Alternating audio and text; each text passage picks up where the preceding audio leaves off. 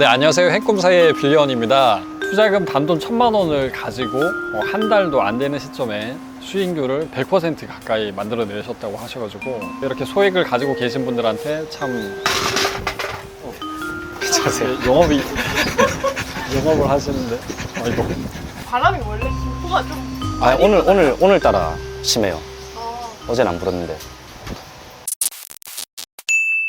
단돈 1,000만 원으로 아파트 4채를 투자를 하신 분이 계셔가지고 제가 간곡하게 부탁을 드려서 모셨습니다. 저희 행꿈사 카페 회원님이신 행무기 님이시고요. 네, 안녕하세요. 행무기라고 하고요. 저는 직장인이고 지금은 또 육아휴직을 하고 있습니다. 자녀분은 지금 2명, 예, 아드님, 따님. 예. 아우, 행복한 가장이시고. 5살, 3살 아, 지금 한창 손이 제일 많이 가는 시기라서. 그나마 5살인 어린이집. 예, 둘 다 어린이집을 가서 다행히 제가 지금 이 시간에 또 이렇게 나올 수 있는. 그러면 하루에 가용할 수 있는 시간은 어느 정도이실 건가요? 아침에 어린이집 등원시키고 나면 한 10시부터 제가 시간을 낼 수 있고, 하원하기 전까지 한 오후 4시까지는 제가 임장을 다니든지 제 시간으로 쓸 수 있습니다. 그런 시간을 잘 활용하셔가지고 그렇게 투자를 하셔가지고 수익을 어느 정도 지금 내셨습니까? 총 4개의 물건을 낙찰 받았는데 평균적으로 한 물건당 한 1,500만 원 정도씩의 수익이 났더라고요. 그래서 4개 중에 3개는 이미 매도를 완료해서 총 4,700만 원의 매도 차익이 발생했고, 나머지 1개도 한 1,500에서 2,000만 원 정도의 수익이 추가되지 않을까라고. 단순히 수익 금액만 생각을 하면은 수익률은 100%가 넘어갑니다. 그 한 물건당 1,000만 원 이상의 수익을 내신 거죠. 이게 수익률로 생각하면 엄청난 겁니다. 경매와 국내 투자를 하기로 하신 결심을 하신 계기가 있으신가요? 경매를 선택하기 전에 이미 저는 사실 부동산에는 좀 관심이 있어서, 지금 생각해보니까 뭐 그렇게까지 안 해도 되는데 이제 부동산에 관심을 가지면서 좀 기초적인 공부부터 해보자 해가지고 공인중개사 자격증을 따긴 땄어요. 공인중개사 자격증이랑 그런 투자는 크게 관계가 없더라고요. 자격증을 따고 또 그때부터 이제 그런 갈증이 해소되지 않아서 부동산에 관련된 책들을 이것저것 가리지 않고 막 보다가 그 중에 한 개 본 게 그 정충진 변호사님의 행복한 경매 투자 첫걸음이란 책을 딱 보게 됐습니다. 근데 이제 그걸 보는 순간 진짜 내가 가야 할 길이 이거다. 거기 주인공처럼 나도 직장 생활을 하면서 그런 훌륭한 멘토 아래서 행복한 경매 투자를 하는 사람이 되고 싶다라는 강한 이끌림을 받아가지고 거기 나와 있는 또 행꿈사 그 주소를 찾아서 가입하고 지금까지 활동하고 있습니다. 그리고 이제 책을 보시고 나서 또 행꿈사 강의들을 수강을 하셨는데 어떤 공부들을 하셨습니까? 가입하고 바로 나땅 선생님의 경매 기본반을 들었고, 빌리언 선생님의 그 공매 실전반, 3억 프로젝트 실전반, 정규 강의는 이렇게 3개만 들었고 중간중간에 뭐 특강 같은 거 올라오면 특강도 조금 듣고 그랬습니다. 실제로 투자까지 행동으로 옮기는 게 정말 만만한 일이 아닌 것 같습니다. 부동산이 이렇게 막 상승하는 그런 걸 경험하면서 이래 근로소득보다는 훨씬 더 빠른 속도로 수익을 내는 모습을 한번 경험하고 보니까 부동산이 진짜 내가 앞으로 가야 할 길이다, 뭐 이런 걸 느껴서 수업도 찾아서 듣고, 또 수업을 들어서 이렇게 이론적인 거를 익히다 보니까 빨리 이거를 실전에 적용해보고 싶다는 그런 욕심도 막 생겨서, 투자금이 뭐 1,000만 원 밖에 되지 않았지만 이 돈으로 할 수 있는 물건을 한번 찾아보자 이렇게 해서 그 물건을 선택하고. 그러고 나서 이제 국내 물건을 또 직접 스스로 찾으셔가지고 낙찰을 받으셨습니다. 어떤 물건을 낙찰을 받으셨는지 한번 말씀을 부탁드립니다. 경기도 파주읍 지역에 있는 작은 시골 마을에 있는 아파트입니다. 최고 실거래가는 한 9,700만 원까지도 있었는데 제가 시세 조사를 했을 때는 한 9천만 원 정도면 매도를 충분히 할 수 있겠다라고 판단했던 물건이고, 최저 가격이 한 6천만 원 후반까지 떨어진 물건이라 제가 그때 7,315만 원에 입찰을 해서 낙찰을 받았습니다. 그러면 9천만 원 정도 되는 물건을 7,300만 원 정도의 낙찰을 받으셨고요.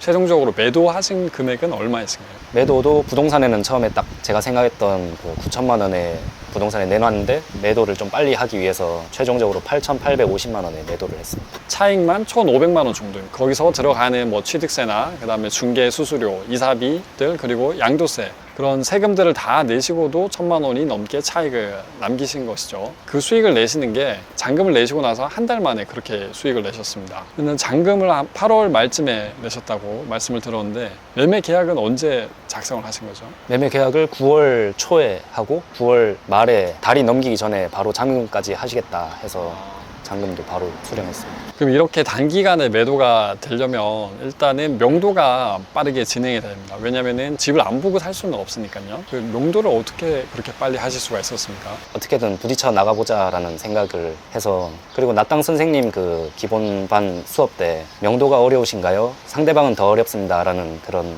메시지를 주셨어요, 저희한테. 점유자분이 아무리 집을 비워주지 않겠다라고 주장을 하셔도 결국에 집을 비워줘야 되는 과정은 변하지 않는 거기 때문에 제가 그 과정을 좀 설명을 잘 드리고, 그렇다고 막 강압적으로 내가 낙찰자니까 나가라 뭐 이런 방법이 아니라 최대한 정중하게 낙찰자입니다 소개를 먼저 하고, 그 과정에서 제가 혹시 도움을 줄 수 있는 부분이 있으면 좀 도와주는 모습을 보이면 상대방도 최대한 저한테 또 협조를 해주더라고요. 지금 낙찰 받으신 물건이 공매 물건이기 때문에 인도 명령도 없는 상태에서 자칫 잘못하면은 명도 소송을 진행을 해야 되는 그런 경우인데, 일단 협상으로 끝내셨습니다. 그러면 상대방이 결국에는 이사비를 많이 요구를 했을 텐데 어느 정도 요구를 했습니까?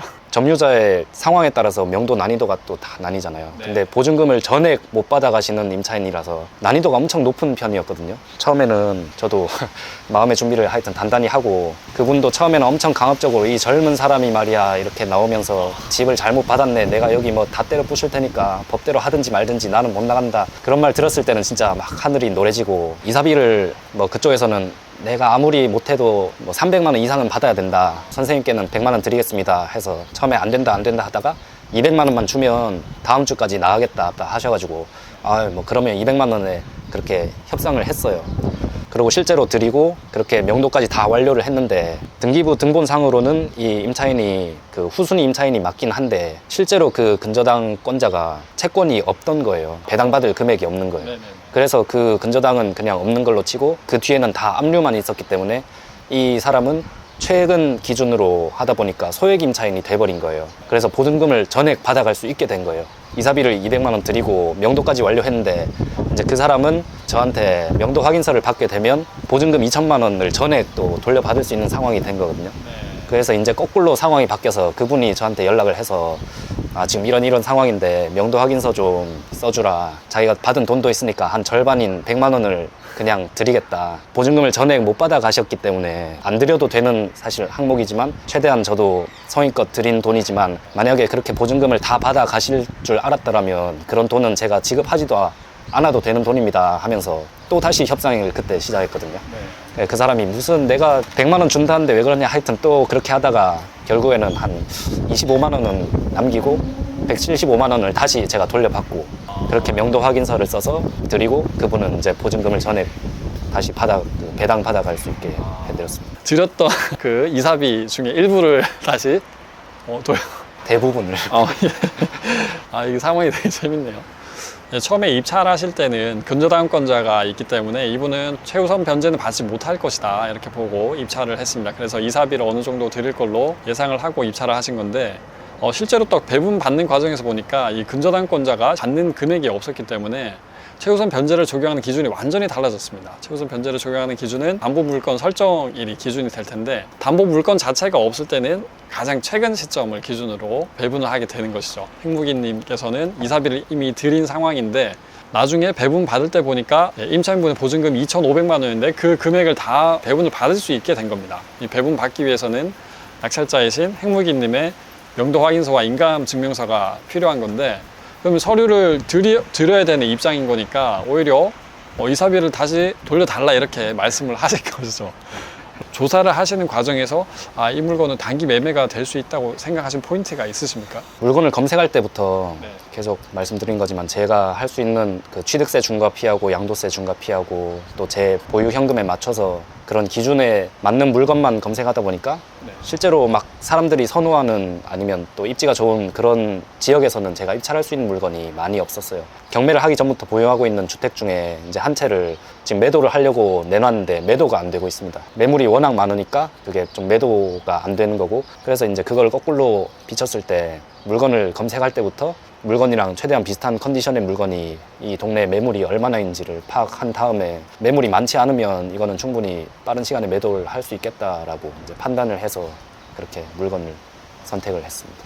한 달 만에 바로 매각을 하시면 세금도 엄청나게 많이 내셨을 것 같은데, 그러면 낙찰 받으신 금액이 전부 다 세금 내신 건 아니신가요? 개인으로 매도하면 양도세가 한 70%낼 텐데 저는 매매 사업자를 등록하고 그 사업용 자산으로 매도를 했기 때문에 일반 세율로 적용을 받아서 매도를 했습니다. 기본적으로는 1년 이내 단기 양도를 하시면 양도세가 중과가 됩니다. 77%의 최고 세율이 적용될 텐데, 매매 사업자를 등록을 하셔가지고 사업소득으로 신고를 하셨습니다.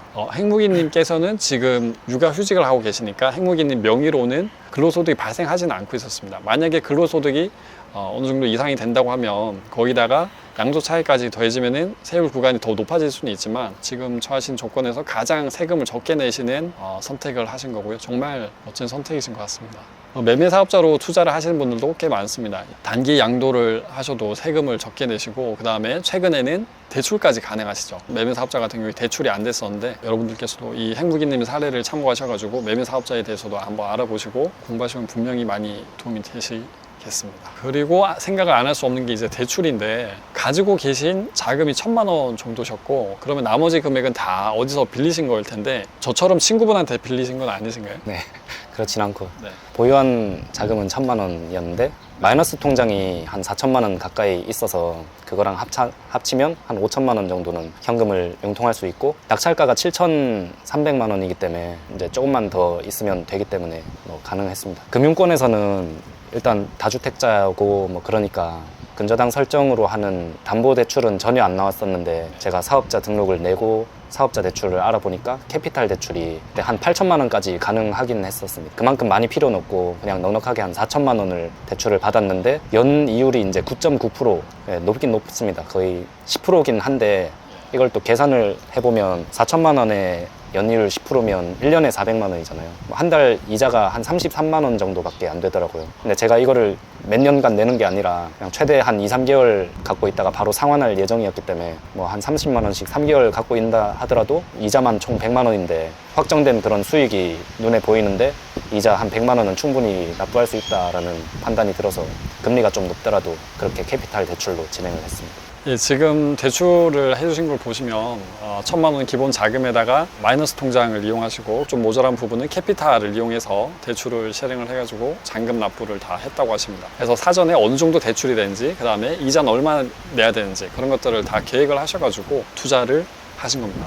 비용들을 다 제외하고도 가지고 계신 자본금 1,000만 원으로 투자를 하셔서 남기신 차익이 1,000만 원이 넘어갑니다. 수익률로만 생각을 하면 정말 대단한 것 같습니다. 그리고 이런 물건이 지금 하나가 아니라 연이어서 계속해서 바로바로 진행을 하셨거든요. 그 다음 물건에 대해서 질문을 좀 드리겠습니다.